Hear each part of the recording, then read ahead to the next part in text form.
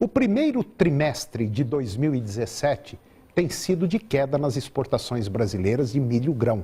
Segundo o Ministério da Indústria e Comércio Exterior, até a segunda semana de março, o Brasil embarcou 97 mil toneladas.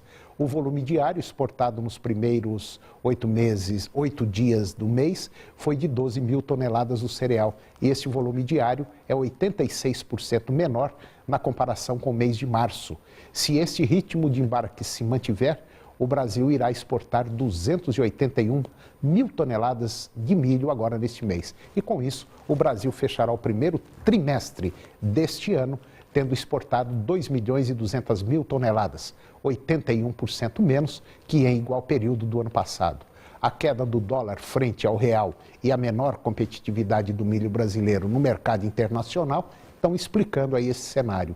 A expectativa de uma boa produção, principalmente na segunda safra, pode colaborar com o aumento das exportações, mas vai depender muito do câmbio. E agora eu vou conversar com Emerson Macedo Rocha. O Emerson, ele é um técnico especializado em análise de solo. Emerson Macedo, bom dia. Bom dia. Tudo bem, Emerson? Tudo jóia. O Emerson, análise de solo, hoje, vamos dizer assim, é muito criteriosa e, principalmente, o pessoal de lavoura, eu acredito que são os clientes que mais fazem análise de solo, correto? Sim, correto. Já o pecuarista de corte ou de leite, esse então, ele vai no chutômetro ou no olhômetro, ou então no vizinhômetro. Se o vizinho fizer, ele também faz. Isso. É mais ou menos assim? Acontece bastante. O pecuarista, ele é um pouco tradicionalista.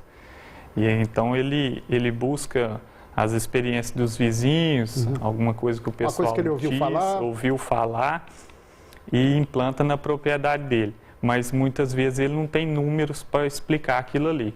Ele faz pelo que ele ouve falar. Já a lavoura não. O lavorista, ele é rigoroso porque ele sabe quanto custa uma saca de soja, de milho, de sorgo, né? No lavorista, ele trabalha muito com detalhe, certo? Ele entende que um pouquinho a mais de produtividade pode ser o detalhe. O pecuarista, por ser tradicional, ele quer a receita pronta, ele não observa esse tipo de coisa.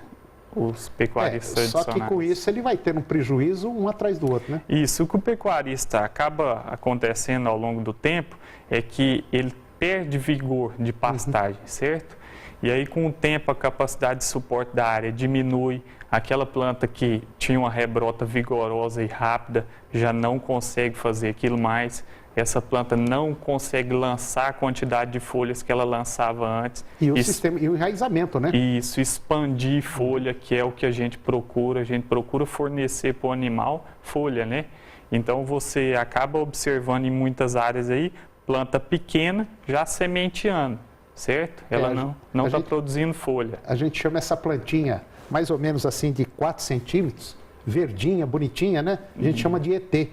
Que é pequenininho e verdinho, né? Isso. É igual ETzinho. Então, o que tem de pasto ET aqui em Goiás não está escrito, né? O grande problema é que o pecuarista não parou para pensar, alguns, que o melhor período de chuva, temperatura e luz, às vezes ele está pecando em condições de dar vigor para essa planta. É verdade. Nutrição. Então, às vezes, o pecuarista chega no meio do período de chuva e fala que a pastagem não saiu.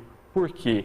Choveu bem, você tem luz, tem temperatura, mas você não está tendo nutriente. Não tem comida, né, para a planta. Aí não está tendo uma condição que vai propiciar para essa planta se desenvolver bem. Outro dia eu falei para um pecuarista, se você não der comida para o capim, a vaca não vai ter comida.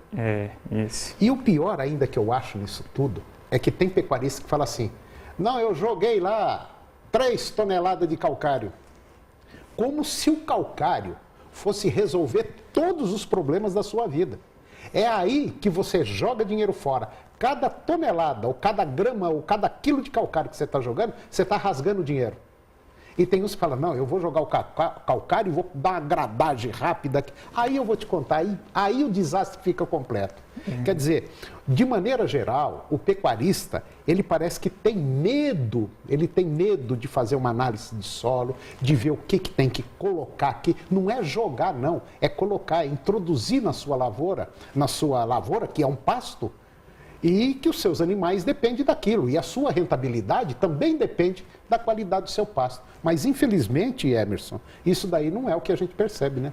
O pecuarista precisa entender que na área dele ele precisa definir uma fonte, uma dose, uma época e o local certo de colocar esse insumo. Só isso. Isso. E para isso a análise de solo é uma ferramenta barata, né? E é fundamental. Muito rápida, né? E precisa para poder utilizar essa informação e utilizar os insumos de forma racional. Claro.